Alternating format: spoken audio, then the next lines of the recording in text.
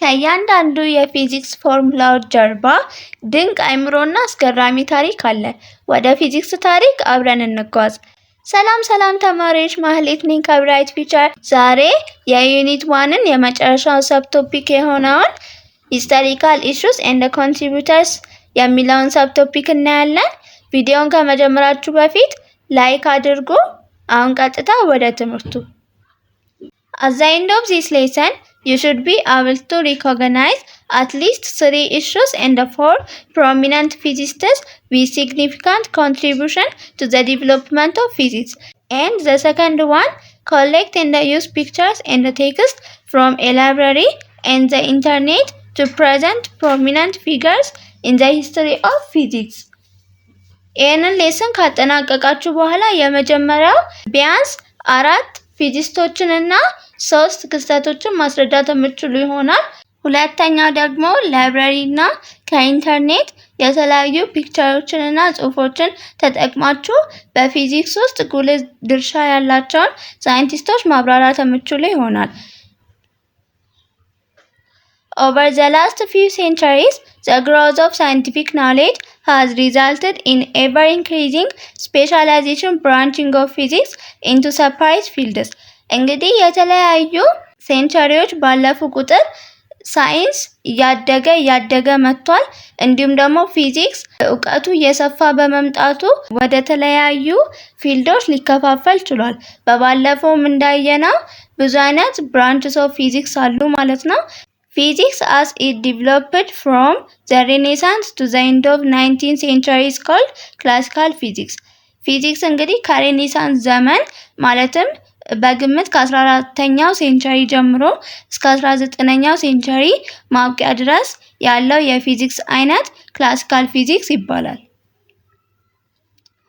Revolutionary discoveries starting at the beginning of 20th century transformed physics from classical physics to modern physics.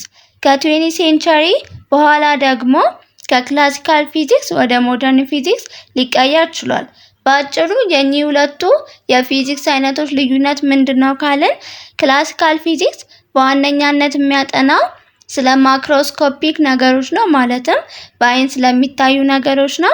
ሞደርን ፊዚክስ ደግሞ ከዚህ በተቃራኒ ስለ ማይክሮስኮፒክ ማለትም በአይን ስለማናያቸው ነገሮች የሚያጠና ነው ማለት ነው። በጊዜ ማኳያ ካየን ክላሲካል ፊዚክስ ከ20ኛው ሴንቸሪ በፊት የነበረ የፊዚክስ አይነት ሲሆን ሞደርን ፊዚክስ ደግሞ ከ20ኛው ሴንቸሪ በኋላ ነው። ፕሬዲክቲብላቸውን በምንመለከት ጊዜ ክላሲካል ፊዚክስ ዲተርሚኒስቲክ ነው ይባላል። ዲተርሚኒዝም ማለት ምን ማለት ነው?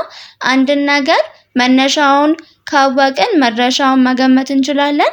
ሞደርን ፊዚክስ ደግሞ ፕሮባቢሊስቲክ ነው። ያ ማለት አንድ ነገር መነሻውን ብናውቅም መድረሻውን ግን መገመት ነው እንጂ ኤግዛክት ማወቁን አንችልም ይሉናል ማለት ነው። Many laws of classical physics have been modified during the 20th century, resulting in dramatic change in technology, society, and our view of the universe. ከ20ኛው ሴንቸሪ በኋላ የክላሲካል ፊዚክስ የተለያዩ ህጎች ሞዲፋይ ወይም ተሻሽለዋል። ይህም ደግሞ መሻሻል በቴክኖሎጂ ውስጥ በሶሳይቲ ውስጥ እንዲሁም ደግሞ ለዩኒቨርስ ያለንን አመለካከት ሊቀይር ችሏል ማለት ነው። Discoveries of physics find application throughout the natural sciences and in technology. በፊዚክስ ውስጥ የተለያዩ ዲስከቨሪዎች አሉ። እኚህም ዲስከቨሪዎች ደግሞ በናቹራል ሳይንስ እና በቴክኖሎጂ ውስጥ አፕላይ ይደረጋሉ። Some of the physics discoveries that changes the world are discussed below. እንግዲህ የተለያዩ ዲስከቨሪዎች በፊዚክስ ውስጥ የተከናወኑትን አንድ ባንድ ስንመለከት የመጀመሪያው ሳይንቲስት አይዛክ ኒውተን ነው። ይህም ሳይንቲስት ከ1643 እስከ 1727 የኖረ ነው። He was an Italian astronomer, physicist and engineer. አይዛክ ኒውተን ጣሊያናዊ አስትሮኖመር፣ ፊዚስት እና ኢንጂነር ነው። He is the first person who studied solar system using the telescope. አይዛክ ኒውተን ቴሌስኮፕን ተጠቅሞ ለመጀመሪያ ጊዜ ሶላር ሲስተምን ያጠና ሰው ነው። His contribution led to the foundation for classical physics or classical mechanics. በዚህ ነገር ላይ ብቻ ሳይሆን በክላሲካል ፊዚክስ ኮንሴፕት ላይ የራሱን የሆነ አሻራ አሳርፏል። He contributed to the scientific revolution of the 16th and the 17th century by formulating three laws of motion known as Newton's laws of motion. በ16ኛው እና በ17ኛው ሴንቸሪም ደግሞ the three laws of motion በመባል የሚታወቁት ማለትም በኒውተንስ laws of motion በመባል የሚታወቀውን ኮንሴፕት ሊያስተዋውቅ ችሏል። ይህንን ኮንሴፕት በሰፊው ዩኒት 4 ላይ የምንማረው ይሆናል። Also, he showed how the principles of universal gravitation could be used to explain the behavior not only of falling bodies on the earth, but also planets and other celestial bodies in the heaven. ከዚህም አኳያ ደግሞ በብዛት አይዛክ ኒውተንን በምን ኮንሴፕት እናስታውሳለን? ግራቪቲ ላይ በሰራ ኮንሴፕት ነው። ይህም ግራቪቲ ደግሞ እርዝ ላይ ስለሚወርቁ ቦዲዎች ብቻ ሳይሆን ስለ እርዝ ብቻ ሳይሆን ስለ ሌሎች ፕላኔቶችና በዩኒቨርስ ውስጥ ስላሉ ስለተለያዩ ፓርቲክሎችም አጥንቷል ማለት ነው። ሁለተኛው ሳይንቲስት ሚካኤል ፋራዴይ ነው። ይሄ ሳይንቲስት ከ1791 እስከ 1867 የኖረ ሳይንቲስት ነው። He was an English scientist, studied electromagnetism and electromagnetism chemistry. ይህ ሳይንቲስት እንግሊዛዊ ሳይንቲስት ሲሆን በዋነኛነት ስለ ኤሌክትሮማግኔቲዝም እና ኤሌክትሮማግኔቲዝም ኬሚስትሪ ኮንሴፕት የሚያጠና ነው። በባለፈው ቪዲዮ ስለ ብራንችስ ኦፍ ፊዚክስ ስንመለከት ስለ ኤሌክትሮማግኔቲዝም አንስተናል። ኤሌክትሮማግኔቲዝም ከሁለት ኮንሴፕቶች የመጣ ሲሆን ኤሌክትሪክሲቲ እና ማግኔቲዝምን አንድ ላይ ያዋቀረ ነው ብለናል። ስለሱ የሚያጠና ሳይንቲስት ነው። His main discoveries were electromagnetic induction, diamagnetic and electrolysis. የዚህ ሳይንቲስት ዋነኛ ዲስከቨሪዎች እኚህ ሶስቱ ናቸው። He contributed a lot to the field of electromagnetism. በኤሌክትሮማግኔቲዝም ኮንሴፕት ላይ ብዙ አሻራዎችን ማሳረፍ ችሏል። In 1821, he succeeded in producing mechanical motion by means of permanent magnet and an electric current. በ1821 በኤሌክትሪክ ከረንትንና ማግኔቲክን ተጠቅሞ መካኒካል ሞሽንን ፕሮዲዩስ በማድረግ የተሳካለት ሳይንቲስት ነው።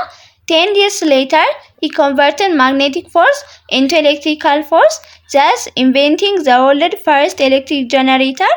ከ10 ዓመት በኋላ ማለትም ከ1831 ማግኔቲክ ፎርስን ወደ ኤሌክትሪካል ፎርስ በመቀየር የዓለማችን የመጀመሪያውን ኤሌክትሪክ ጀነሬተር ሊፈጥር ችሏል። In general, he changes the world with magnet. በአጠቃላይ ዓለማችንን የቀየረው በማግኔት ነው ማለት እንችላለን። ሶስተኛው ሳይንቲስት ጄምስ ፕሪስከት ጁል። ይህም ሳይንቲስት ከ1818 እስከ 89 የኖረ ሳይንቲስት ነው። He is an English physicist, mathematician and a brewer.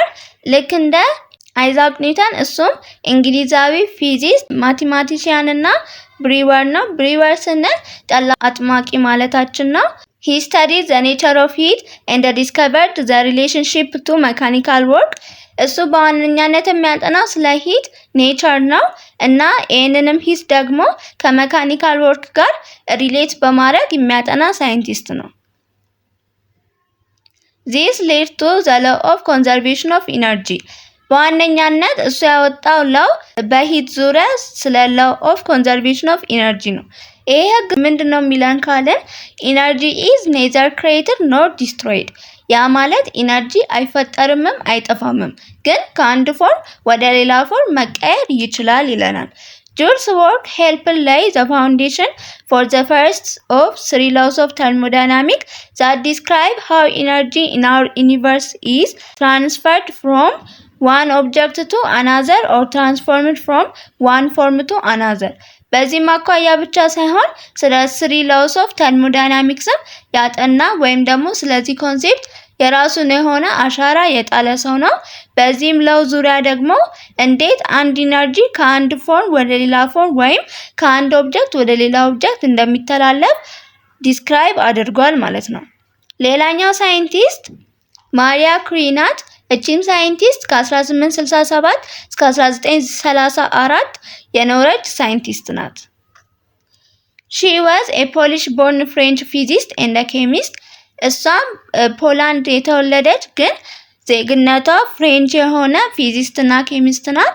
ሺ ኮንዳክትድ ፓዮኒሪንግ ሪሰርች ኢን ዘ ፊልድ ኦፍ ኒውክሊየር ፊዚክስ ፓርቲኩላርሊ ኦን ራዲዮአክቲቪቲ። በባለፈው ቪዲዮአችን ስለ ብራንችስ ኦፍ ፊዚክስ ስናነሳ ስለ ኒውክሊየር ፊዚክስ አጥንተናል። ኒውክሊየር ፊዚክስ ውስጥ ደግሞ ፎከስ የሚያደርጋቸው ኮንሴፕቶች ውስጥ ዋነኛው ራዲዮአክቲቪቲ ነው። እሷም ደግሞ በዚህ ራዲዮአክቲቪቲ ኮንሴፕት ላይ ሪሰርች ሰርታለች ማለት ነው። ሺ ኢዝ ኮንሲደርድ አስ ዘ ማዘር ኦፍ ሞደርን ኒውክሊየር ፊዚክስ። ምን በመባል ትታወቃለች? ዘ ማዘር ኦፍ ሞደርን ኒውክሊየር ፊዚክስ በመባል ትታወቃለች። ሺ ዲስከቨርድ ኤሌመንትስ ፖሎኒየም ኤንድ ራዲየም ኤንድ ዊን ኤ ኖቤል ፕራይዝ ፎር ዘ ዲስከቨሪ ኦፍ ዚስ ኤሌመንት። ከዚህም አኳያ ደግሞ ፖሎኒየም እና ራዲየም የሚባሉ ኤሌመንቶችን ማግኘት ትችላለች። እናም ደግሞ ይሄንን ኤሌመንቶች በማግኘቷ የኖቤል ፕራይዝ ተሸላሚ መሆን ትችላለች ማለት ነው። የመጨረሻው ሳይንቲስት አልበርት አንስታይን ነው። ይህም ሳይንቲስት ከ1879 እስከ 1955 የኖረ ነው። He was a German-born theoretical physicist. He is known for developing theory of relativity. አልበርት አንስታይን ጀርመን ሀገር የተወለደ ፊዚስት ነው። እሱም ደግሞ የሚታወቀው በምን ቲዮሪ ነው? ቲዮሪ ኦፍ ሪሌቲቪቲ በሚባለው ኮንሴፕት በስፋት ይታወቃል። This revolutionary theory had a profound impact on classical mechanics and the underlying of physics. ይህም ቲዮሪ ደግሞ በክላሲካል መካኒክስ እና በአጠቃላይ በፊዚክስ ላይ የራሱ የሆነ ተጽዕኖ አሳድሯል። He is widely acknowledged to be one of the greatest physicists of all time. እንግዲህ አልበርት አንስታይን የምን ጊዜውም ታላቅ ፊዚስት በመባል ይታወቃል። He is also made important contribution to the development of the theory of quantum mechanics. ከቲዮሪ ኦፍ ሪሌቲቪቲ ባኳያ ቲዮሪ ኦፍ ኳንተም መካኒክስ ላይ የራሱ የሆነ አሻራ አለው ማለት ነው። የዛሬው ሰብ ቶፒክ ይሄንን ይመስላል። ዩኒት 1ን በዚህ መልኩ አጠናቀናል። ጥያቄ ካላችሁ ኮሜንት ሴክሽን ላይ አሳውቁኝ። ይሄን ቪዲዮ ከተመቻችሁ ላይክ አድርጉ፣ እንዲሁም ቻናሉን ሰብስክራይብ አድርጉ። በቀጣይ የዚህን ዩኒት ሪቪው ኤክሰርሳይዝ የምንሰራ ይሆናል። አትላችሁኝ። አመሰግናለሁ። ባይ